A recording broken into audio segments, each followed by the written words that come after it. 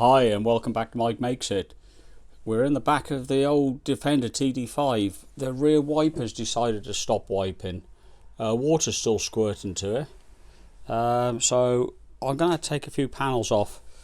In the back door there's a cover that covers the motor and the cables. Some cables exit the door and go round to this panel. I've modified it slightly. I've put a few extra sockets and switches and bits and bobs on it. So I'm going to get the covers off and see what we can find. Okay, we've opened it up. I haven't got the right wiring diagram, but it's not really helping. But basically, looking at the top of the motor, this is the motor on the back of the door there. You've got 3 wires coming out. That is effectively the switch on the motor, so the motor will auto park. It's a bit like a relay, but you've got a common and you've got normally open, normally closed circuit coming out of that and feeding back to the relay, which on this vehicle is right at the front by the gear knob. There's a small fuse box in there, and that's where the relay is.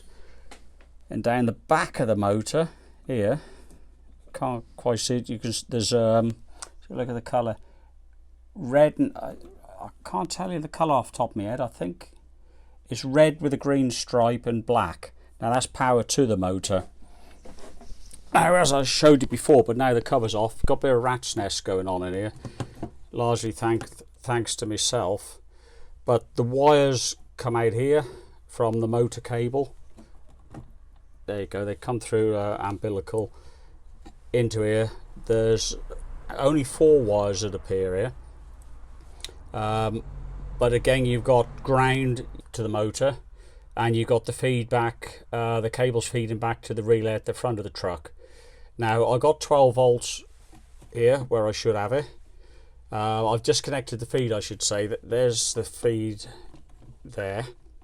It's not the normal connector. The normal connector was really giving me bad connection, so in the lieu of the correct connector, I cropped it off and I've had to put 4 or 5 of those bullet connectors on it, but they've worked fine. But what I found, where you can see the disconnection, you got the cable in there feeding the meter, and this one there will feed the motor.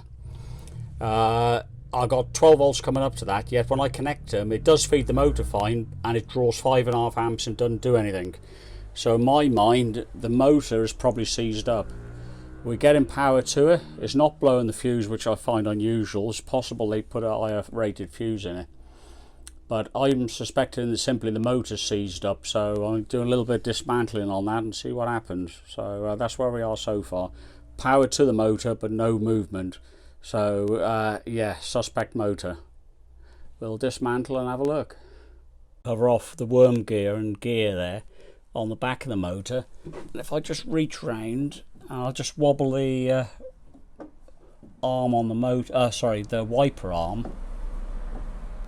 You can see, if we can get in, play. Well, I say play, there's movement, so doesn't look as if that's bound up. So I'm heading more for the worm gear in the motor.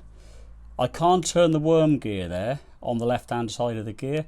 I'd expect it to be able to turn that a little bit. So yeah, I'm heading to take the motor apart. Don't really want to take the whole motor out if I can help it, 'cause it means I've got to take the spare wheel off at the back. Alright, that's no biggie, but I need 2 people to lift it. It's fairly heavy. So it looks at that rear motor housing here. It's just got a couple of torque screws, one there, one at the back. I'm going to whip those off and just see what other can of worms I can open. So we'll try that. Hang on. Right, I've slid the motor housing off. There's 2 screws, like I said, 2 T20 torque screws. Undid them, slid the motor housing off, and unusually stuck to the armature of the motor is a magnet. Now those 2 magnets should be bonded inside the case here, the motor housing. As you can see, it seems we have an ingress of water, so water's got into this, probably broke down the glue. Magnets detached, no movie roundy, so that's not good. The bearing on the bottom of the motor is a bit gummed up, as you can see, although it may be recoverable. So yeah, let me pop the camera down. I'll get a rag on here, give a little bit of a clean up, see what happens. But let me just put the motor housing down a second. Right, forgive the dodgy camera work, but I can see I can move the armature now. Moving the armature, and I'm sure if I moved it enough, let's take the magnet off there. Got the magnet off, and yeah, I'll turn in the motor as you'd expect the motor to turn when you put power on there. Can you see the wiper moving? So that side of it is free. I ain't got a problem with that. It feels slightly harder coming down though. But yeah, that oh, I see. Yeah, all the motors decided it's going to unscrew itself because there's no motor housing holding it on. So I'll put that back together, hopefully without damaging it too much. But I'll give it a clean up. We might get away with simply bonding those magnets back in. So, but then I've obviously got to stop the water getting in somehow. I think the water is coming in. You can see that the door has seen better days. I suspect it's coming in through the shaft that goes over to the wiper blade or the wiper arm. There'll be an ingress of water there, so I'll need to sort that out. But let's see if I can get the motor working again. Out with the rags and a little bit of glue and see what I can do. What I've learned is don't wind the armature when there's no housing on, because what'll happen, because basically you've got like a thread in the worm gear, the armature will unscrew and drop down, and that's exactly what's happened here. And the brushes are in here, motor brushes, and of course when the armature moves out of place, the brushes move in at the top where it's then suddenly narrower, where there's no commutator, and they pop out. So at the side here there's a little plastic clip. You pop that off, take the spring out, then with a pair of tweezers and a screwdriver, a little bit of patience, you push the brushes back into their housing, both sides. Then I've managed to wind this back up to its original position. This is where it should sit. If I was, you'll see I'm undoing it now. You can see here how the end, there'd be a bearing housing in here. But basically I'm unscrewing the armature from the bearing housing. So you don't want to be doing that.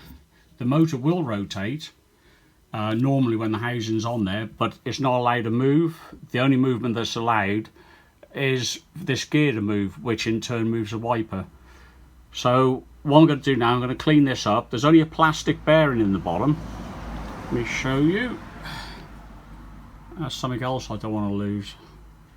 There we go, a little plastic bearing end cap that goes on here, like that, and that goes in the motor housing. So what I'm going to do now is go to the bench and try to refix this magnet in. You can see that's become detached. Now this is something else you want to be careful of.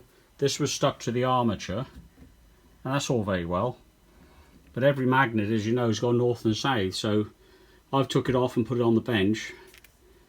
Well, which way do I put it back? Luckily, I don't know if we can zoom in on here.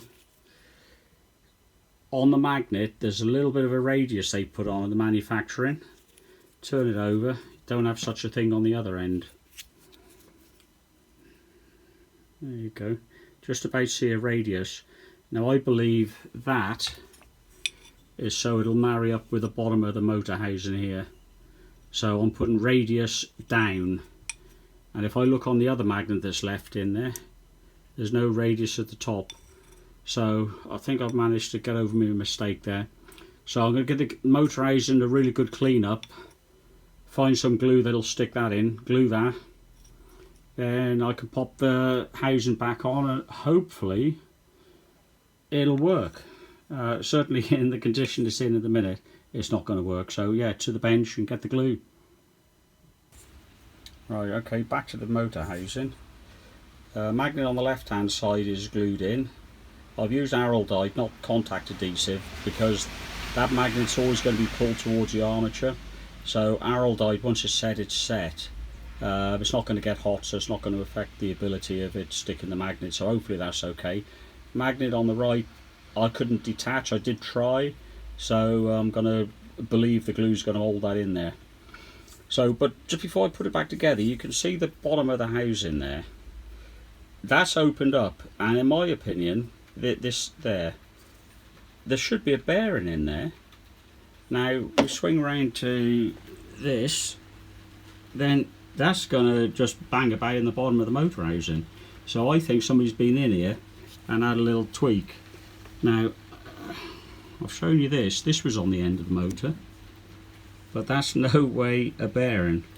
If it was a tight fit in the motor housing, okay, I could live with it, but it's not. So I think somebody's opened this up in the past, had issues, bearing may have seized, they just scrapped it and put it back together. And it has worked. I'll give them the due, it did work. But I've looked at all the bearings I've got, which ain't many, in here. There's my emporium of bearings. Not one that's going to fit this thing. So I've been to the lathe, had a bit of brass. Don't know if you can see that. It's only brass, so in the middle there I open that out and I put an oil light bearing in there. You might just, no, you can't really see it, it's very similar colour, but there's an oil light bearing pressed into the brass to the right side of the motor. We go over to the motor and say, excuse the handwork again. Now that'll pop on there, the housing will slide over, and we're a good one. It should all be good. There's no, I've machined it so there's very little play, very little end float if you like, so that should be alright. It's not a massive tight fit, don't want a tight fit, I want a loose fit because of the different tolerances of the case, etc. But what I'm going to do, I'm going to put some oil in the middle here. I'm also going to put some araldite on this bearing, so I don't want that turning in the housing. So we go over to the housing, I'll drop that down. There is a right and a wrong way for that, and that's the wrong way, but ultimately what I'm going to do is put a drop of araldite around that bearing, drop that into the base there, slide the housing on, wait 24 hours, and we should be good. Well, there you have it, up and running. Took all morning and a bit of last night to sort out.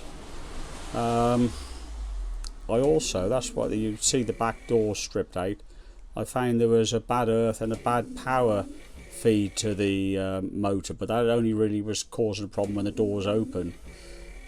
So yeah, that took another couple of hours to strip all the back out, put new wires through, and well, basically recable it. The other cables on there are okay, but they may need to be looked at in the future.